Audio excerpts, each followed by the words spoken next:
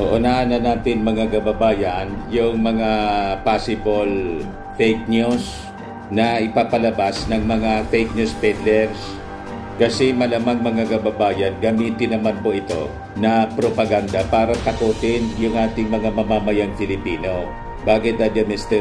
Maravillas? Ano ba yung balita? Ito po kasi yung balita.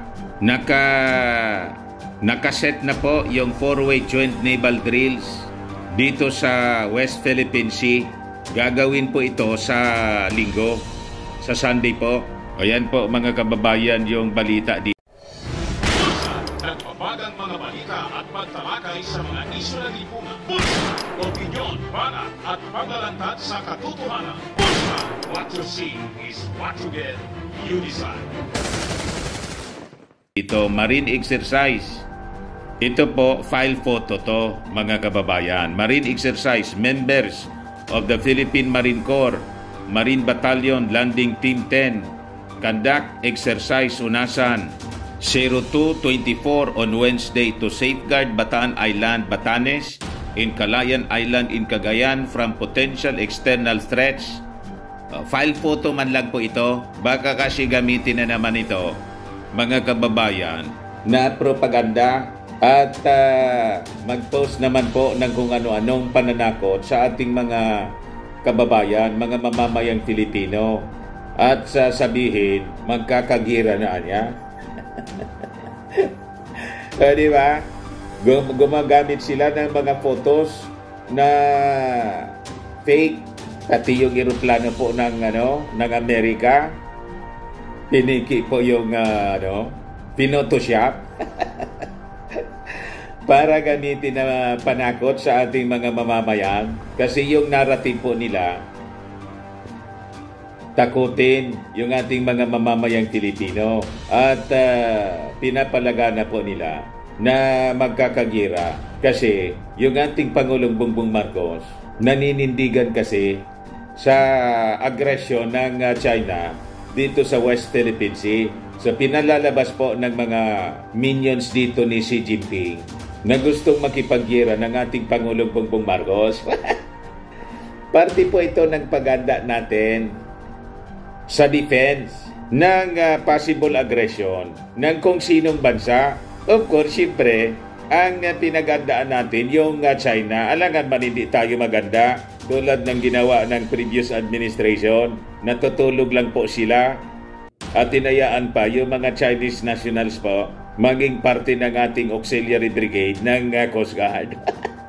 Diba? Pinapasok mismo yung mga Chinese nationals po. Ganon ang mga hudas. Yung ginawa po ng mga hudas during the previous administration. Ngayon, binabaliktad po tayo. So ito naka-schedule po sa Sunday. So sabi dito sa balita, Philippines to join US-Japan in Australia allies ahead of trilateral meet. Kasi po, may naka-schedule kasi na trilateral meeting sa Amerika na imbitar yung ating Pangulong Bongbong Marcos, and it will be on April 11. Ang kasama sa mag-uusap doon, yung Prime Minister ng Japan, si US President Joe Biden, at saka yung ating Pangulong Bongbong Marcos. Ang purpose nila para i-push back po yung agresyon na ginagawa ng China dito sa ating Exclusive Economic Zone, yung EEZ, kung saan po tayo may sovereign rights. While it is not part of our territory, may binibigay po sa atin na exclusive sovereign rights as decided po ng UNCLOS. Ito nga po yung EEZ natin dito sa West Philippine Sea. Gustong kamkamin po ng China na napakalayo yung distansya nila sa atin. More than 1,000 kilometers po sila. Ayan po, tingnan ninyo yung China. Mga kababayan, 1,285 kilometers ang distansya nila dito sa ating Ayungin Shoal. Yung Ayungin po, 185 kilometers from Palawan. Di ba malinaw na malinaw po?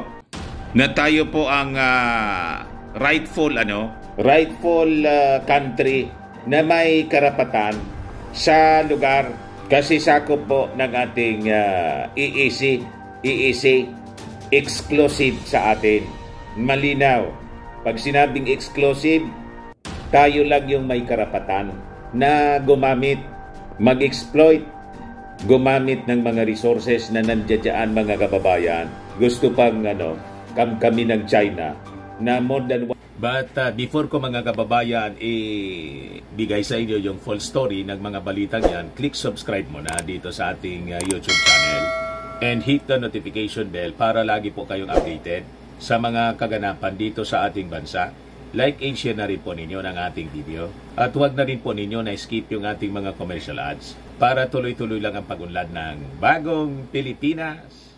Sa mga naganap ng malinis and spacious fitness gym, pumunta na lang po kayo sa aming Colossal Fitness Gym. We also offer Grab car rental with our brand new 2023 model ng Toyota Innova.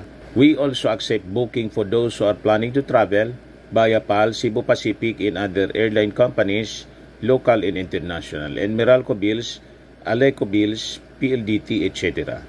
Ang Colossal Fitness Gym is located at 3rd floor Security Bank Building, Lanco Business Park, Legazpi City, Albay. For inquiries, look for Gilon Maravillas. Contact number 0966-802-0949. Lagi na pong matao sa amin. Na-set up na rin yung aming mga bagong gym equipments. May treadmill na rin po kami. Ito naman po yung bago naming product na binibenta online. Eye Glow Serum, whitening po siya. Tingnan ninyo yung epekto sa aking anak na architect before and now. Yung mga inquiries po ninyo, dumiretso na lang kayo sa kanyang Facebook account, Riz Maravillas. Ito naman po, Firmax Firming and Lifting Cream, pinapahid po sa mga pulses and affected area. Mainam po siya sa mga pains, mga paninigas na mga kaso-kasuan. Pinapahid-pahid lang po siya sa mga pulses. Ito naman po, Automax Radiant Serum. Sa mukha naman yung application. Anti-aging po siya. You will look 10 years younger than your age. Sa mga cancer patients naman po, baka lang gusto ninyo itong itry. Ningxia Red Mix Fruit Drink. Hindi man po siya gamot, food supplement siya. Kaya lang, gawa siya mga kababayan sa goji berry. Yung goji berry may anti-cancer properties. Yung mga inquiries po ninyo, dumiretso na lang kayo sa aming messenger sa Facebook para masagot namin agad. Ayos pa? Ayos na ayos niya, Mr. Maravillas. 1,000 kilometers ang distansya sa lugar. Kaya huwag kayong nagpapaniwala na tayo yung pinapalabas ng gugulo. Kayo yung pumunta rito. Napakalayo ninyo sa amin. Tapos kami yung manggugulo sa lugar namin. May ganun talaga. You see? So itong gagawin po sa Sunday, huwag kayong mabahala. Parte ito ng tinatawag ng ating Pangulong Bongbong Marcos na response package. Legal, reasonable, proportionate. Kasi mali tayong bansa. At yung ating armed forces mga kababayan, hindi pa kasing lakas ng mga superpowers na bansa. Yung China po, isa ng military power, superpower. So we have to engage nations like America, in Japan, and Australia to match the power para may balance po at suplahin yung aggression. Pero hindi nangangahulugan na lulusob tayo, lulusubin natin yung China. Hindi ganun po. Pag sila nahulog. Pag sila po yung lumusob, nahulog yung cellphone. Pag sila po yung lumusob, di ganon. We have to defend. Ganon naman po. And that is, parte yon, inherent right natin. Karapatan natin dumipensa. Kaya nga bawat bansa may national defense. So, pinapalalim lang po natin yung military alliances to counter China's expanding influence dito po sa Asia-Pacific region. Ganon mga kababayan. So the Philippine military said the visit was aimed at strengthening military relations with partner nations. Earlier, the Department of Foreign Affairs disclosed the negotiations were ongoing. So sabi po ni Assistant Secretary Arvin De Leon DFA's Office of Public Affairs and Cultural Diplomacy, I can confirm niya that negotiations are still ongoing, nothing more. So ito yung ipinanggagalaiti mga kababayan ng China kasi yung the days ng kanilang pagmamalabis, their aggression, pang-abuso dito sa atin, bullying, their days are numbered. Ganun pa, pinaabuso po ni Mau Diggs. Ngayon, tutuldukan na po ng ating Pangulong Bongbong Marcos sa pamamagitan ng alliances with Japan, America, Australia, India, and European countries. At ito po, mga kababayan, ay nangyayari ngayon. Yung mga paganda, ito po yung mga tamang aksyon. Joint patrols between the US, Japanese, and Philippine Coast Guard are expected to be announced during the summit of the diplomatic sources. One of the diplomatic sources told the AFP after joint drills were held for the first time last year. Meanwhile, talks between the Philippines and Japan for a defense pact that would allow countries to deploy troops on each other's territory were still ongoing. Manila has a similar agreement with Australia at saka yung Amerika. Ganon mga kababayan ang mga sitwasyon dito sa West Philippine Sea. So we have to salute the President sa kanyang matapang na paninindigan. So mapalad po tayo na mayroon tayong nailuklok na magaling na leader po na hindi po kayang paikutin ng sinuman tulad po ng China. Yan po yung ating Pangulong Bongbong Marcos, tirelessly working for the security ng ating bansa. So sabi po niya, the Philippines cannot ignore what is happening in the West Philippine Sea. Philippines will continue to work for the peace but has to respond to the actual situation niya dito sa West Philippine Sea. Ganon po mga kababayan. Pero yung focus ng ating Pangulong Bongbong Marcos, hindi lang po dito sa agresyon ng agresyon ng China. Yung mga domestic problems po natin, tinututukan pa rin po niya. Tulad nito po, sabi rito sa balita, Marcos orders agencies fix NCR traffic congestion. Ganun po yung napakatagal ng problema sa siksikan na trapiko sa Metro Manila. Inaayos na po ng ating Pangulong Bongbong Marcos. Kasi sabi rito, in a cabinet meeting on Wednesday, Marcos Jr. asked agencies to gather more data on easing Metro Manila traffic congestion while prioritizing workforce productivity. Kasi niya matindi yung ating trapiko dito sa ating bansa. Ito pa, PBBM creates Interagency Committee for Right-of-Way Activities for Philippine Railway Projects. Kita ninyo? Gusto niya maayos ang railway system, hindi lang sa Metro Manila, kundi sa buong bansa. Kaya nga sabi ko sa inyo, noong panahon ng kanyang tatay, we have our Bicol Express actively, daily operating from Metro Manila to Legazpi City. Yung PNR po, nang mawala po yung matandang Marcos, kasi dinipose po, pinipol power, pati yung railway system po dito, naputol na rin yung operation. Nakabalik lang po ngayon, nag-attempt yung mga sumunod na administrasyon after yung kanyang tatay. Wala po Hindi nangyari. Ngayon lang po nagkaroon. Siguro mga 1 month ago, nagsimula yung operation. And it's daily from Manila to Legazpi. Nakabalik yung Bicol Express po. You see? So ito pinag-utos ng ating Pangulong Bongbong Marcos na mag-create ng Interagency Committee for Right-of-Way Activities para sa Philippine Railway projects sa ating bansa. So ang purpose niya is to study and devise an efficient and collaborative mechanism to streamline the process of land acquisition necessary for the implementation of all railway projects. Among the committee's powers and functions include coordinating the implementation of railway policies and projects, crafting and approving project-specific policies and programs, and identifying the appropriate services or programs concerning land acquisition, other right-of-way activities such as livelihood, income restoration, and resettlement. Ayaw niyang may ma-displace na mga mamamayan sa mga dadaanan po ng railway system sa ating bansa. Kasi po, efficient po yung railway system, mass transportation kasi po siya, at mabilis po siya. Sa mga bansa po, mga maunlad na bansa, magaganda po yung railway system po. Tulad po sa Kuala Lumpur, sa Singapore, sa Europe. So ganun po yung yung objective ng ating Pangulong Bongbong Marcos, ma-upgrade yung ating transportation system, hindi yung railway system na bulok.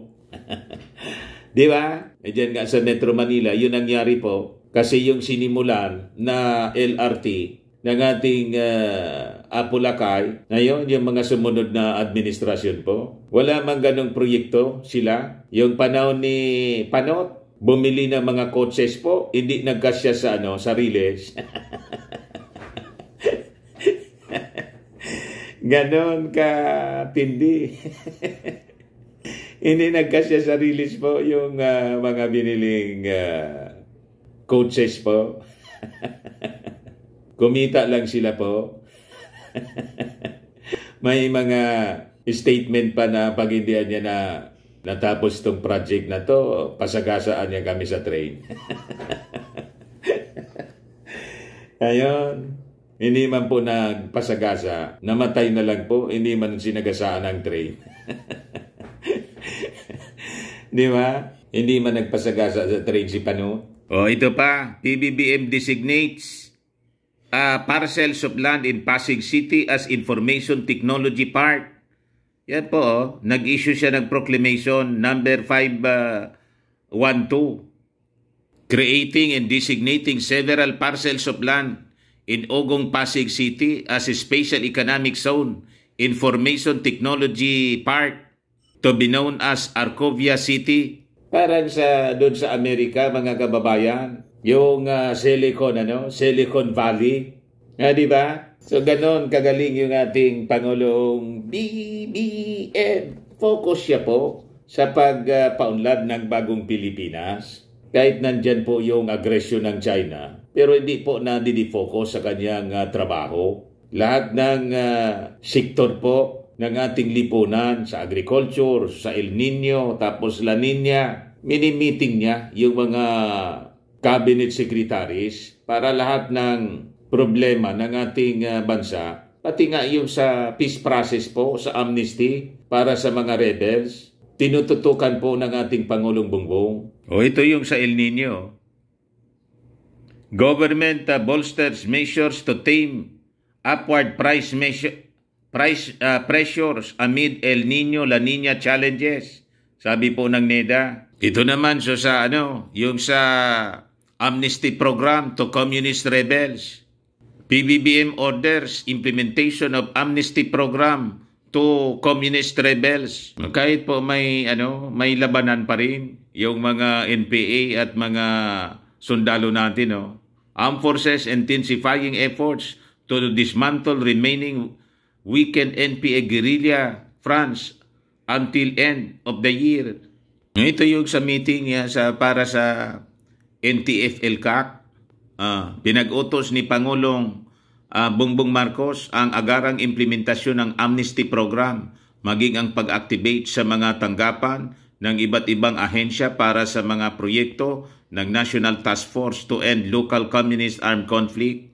Nandun nga si Inday,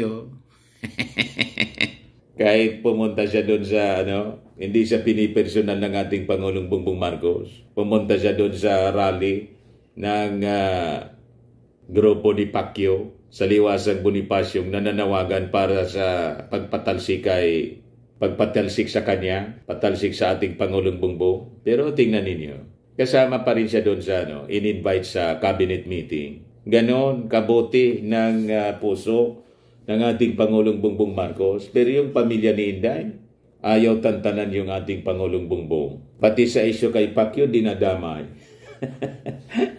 Di ba? O yan man lang po, mga kababayan, ang mga balita ngayon sa ating bansa. Ako po si Dante Maravillas. Bye-bye po. God bless.